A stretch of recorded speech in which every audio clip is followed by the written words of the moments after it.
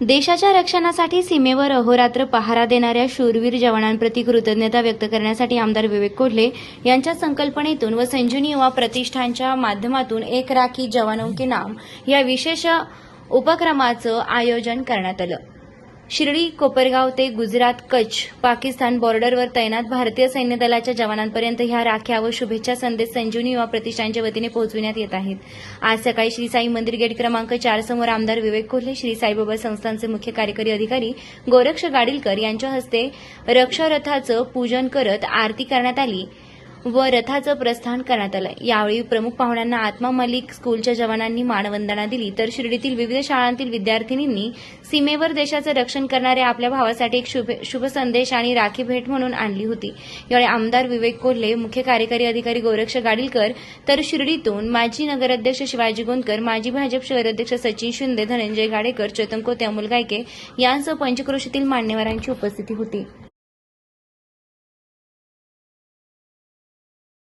सच्चिदानंद सद्गुरु साईनाथ महाराज की सर्वप्रथम गेले 6 वर्षापूर्वी चालू झालेला हा एक राखी जवानांसाठी उपक्रम संजीवनी युवा सेवकांच्या काही संकल्पनेतून पुढे आलेला आहे। अहोरात्र हे सर्व युवा सेवक कुठल्याही पदाची प्रतिष्ठेची अपेक्षा न करता सामाजिक बांधिलकी म्हणून वेगवेगळे श्रावण गंगा आरती असेल किंवा सर्वधर्मीय सामुदायिक विवाह सोहळा असेल, एक राखी जवानांसाठी असेल, वृक्ष लागवड असेल, असे सामाजिक उपक्रम करत असतात। सर्वप्रथम आपण त्यांच्यासाठी एकदा जोरदार टाळ्या वाजवून त्यांचं अभिनंदन आणि त्यांचा उत्साह वाढवला पाहिजे।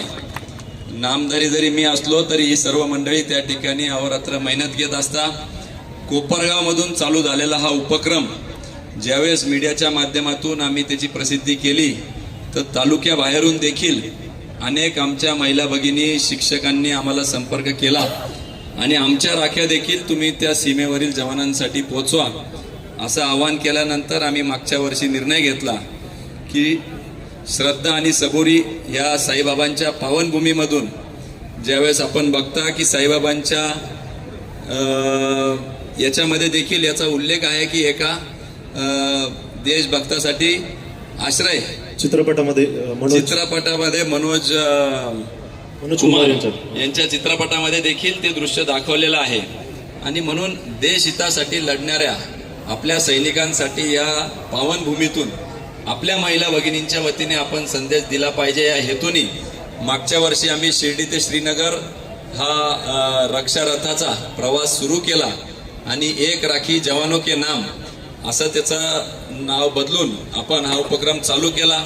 7 राज्यातून जवळपास 2,500-3 हजार किलोमीटरच्या वर प्रवास करून वेगवेगळे सामाजिक राजकीय संघटनांनी पुढाकार घेतला। अगदी केंद्रीय मंत्र्यांपासून कैलास विजयवर्गीयवार असतील किंवा अमरीशभाई पटेल असतील या सगळ्यांनी जोरात वाजत गाजत लेझिम ढोल ताशांमध्ये या रथाचं स्वागत केलं आणि त्या परिसरातील असलेल्या आमच्या महिला भगिनी युवती यांच्या वतीने राख्या गोळा करून ज्या ठेवल्या होत्या, अगदी कोपरगाव म्हटलं तरी 18 ते 20 हजार राख्या आमच्या सर्व कोपरगावकरांनी वेगवेगळ्या शाळेतून महिलांनी युवतींनी गोळा करून त्यावेळेस दिल्या होत्या। अशा 1.25 लाख राखी त्या ठिकाणी दिल्लीवरून मग श्रीनगरला आमच्या सगळ्या युवा सेवकांनी पोच केल्या आणि जो मानसिक समाधान त्या सर्वच आमच्या सैनिकांनी दाखवला।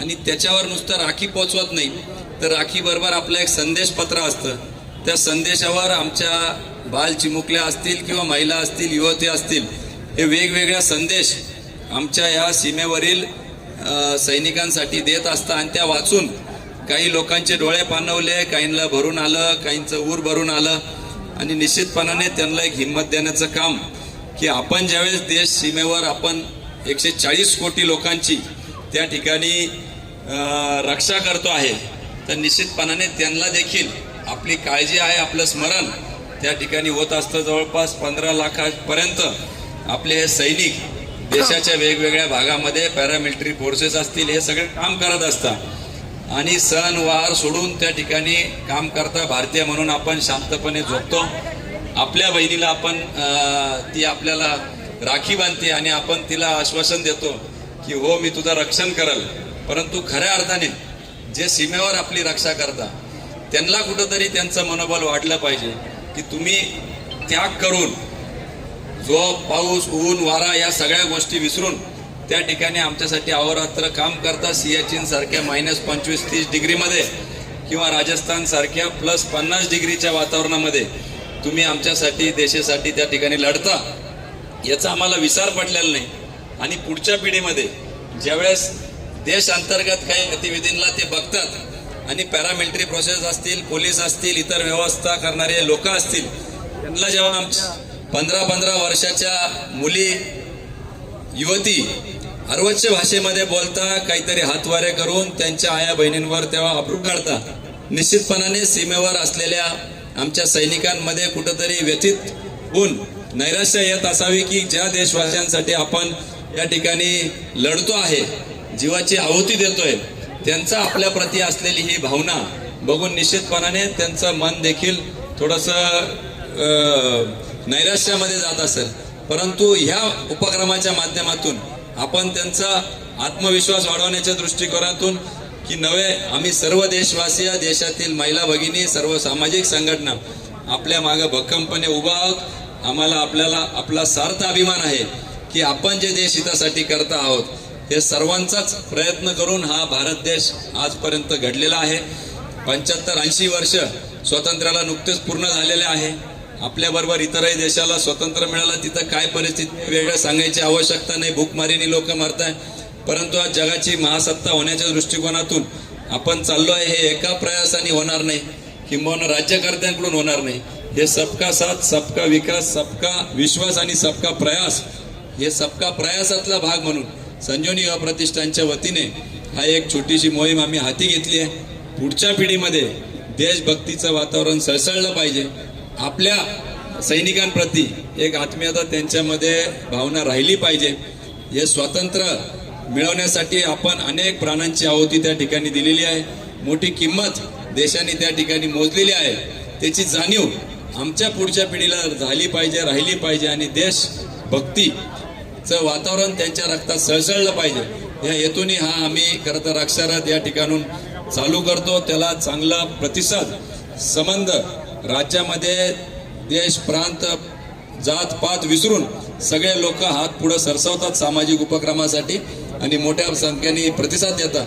याही वर्षी अगदी स्वामी समर्थ केंद्रामध्ये गुरु माऊलींनी देखील सांगितलं मी स्वतः येईल.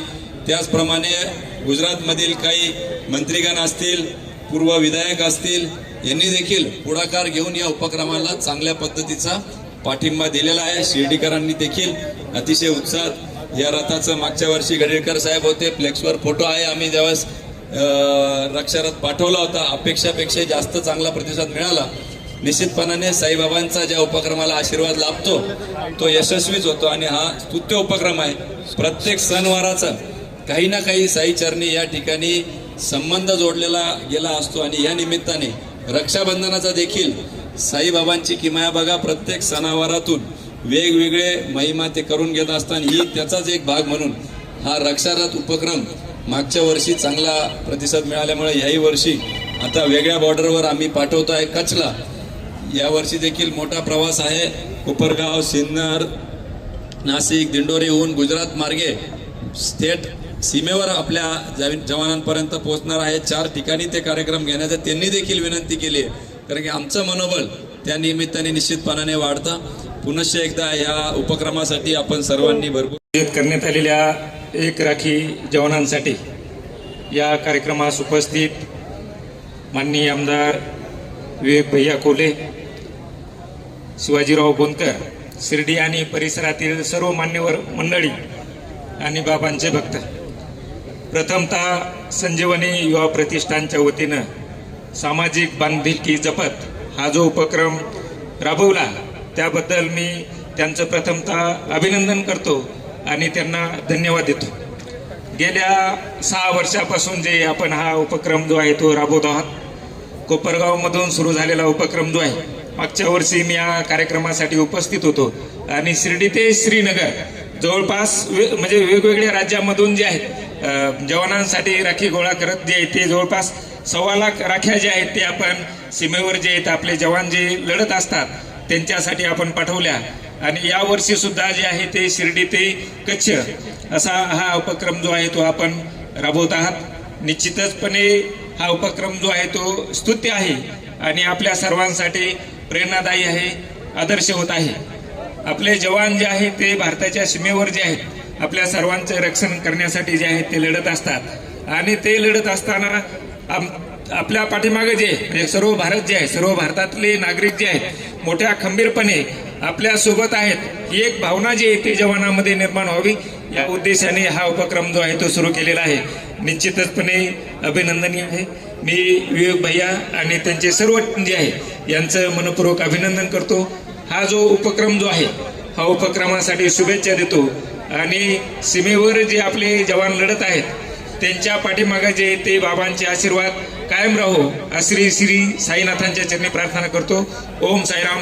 जय हिंद, जय महाराष्ट्र. गेल्या 6 वर्षापासून अत्यंत चांगल्या पद्धतीने राबवला जात आहे आणि साईबाबांच्या शिर्डीतून हा रथ, रक्षारथ हा दरवर्षी सीमेवर जे आपल्यासाठी जे जवान सातत्याने आपल्या संरक्षणासाठी उभे आहेत त्यांना आपल्या राबवला जात आहे. अतिशय स्तुत्य उपक्रम आहे आणि या कार्यक्रमासाठी आज शिर्डी शहरातून हा रक्षारथ इथून निघणार आहे. याचे प्रमुख अतिथी म्हणून आपल्या श्री साईबाबा संस्थानचे कार्यकारी अधिकारी माननीय गाडीकर साहेब यांच्या उपस्थित हा कार्यक्रम होतोय. अतिशय स्तुत्य उपक्रम आहे. या उपक्रमाला शुभेच्छा. शिर्डीतून चांगला हा प्रतिसाद आणि साईबाबांच्या नगरीतून हा उपक्रम ते राबवत आहेत त्याबद्दल मी शिर्डीकरांच्या वतीने त्यांना धन्यवाद देतो. आणि एक राखी जवानासाठी शिर्डीतून जात असल्यामुळे आपल्यासाठी हा अभिमानास्पद उपक्रम आहे असं मी समजतो.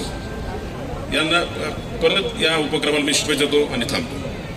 ओम साईराम. माझं नाव गौतमी सितर. मी इयत्ता 9वी शिकते श्री साईनाथ माध्यमिक सायन्स स्कूल इथून मी आलेले आहे आणि आजचा हा कार्यक्रम सुरू केलेले भैया गोते यांनी सुरू केलेले आहे, त्यांचे मी आभार मानतो. माझं नाव सोफिया पीर मोहम्मद पठाण आहे. मी साईनाथ माध्यमिक विद्यालय शिर्डी या शाळेची विद्यार्थिनी.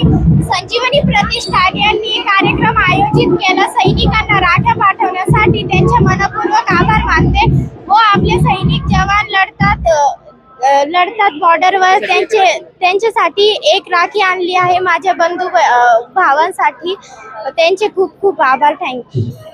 माझं नाव अंजली भाऊसाहेब सोमवंशी. मी इयत्ता 10वीमध्ये पडते. श्री साईनाथ माध्यमिक विद्यालय शिर्डीची विद्यार्थिनी आहे आणि आज मला अभिमान वाटतो आहे की मी माझ्या माझ्या जवान भावांसाठी मी राखी पोचवत आहे आणि मला त्याचा खूप खूप आनंद होत आहे की मी एक राखी भैया के नाम, एक राखी जवान के नाम असा उपक्रम हा जो निभावला आहे तो उपक्रम मला खूप आनंददायक वाटतो आहे आणि या आनंददायक परिसरामध्ये आमच्या भावांसाठी आम्ही राखी पाठवत आहोत. संजीवनी युवक प्रतिष्ठान यांनी हा उपक्रम केला त्याचे मी खूप आभार मानते.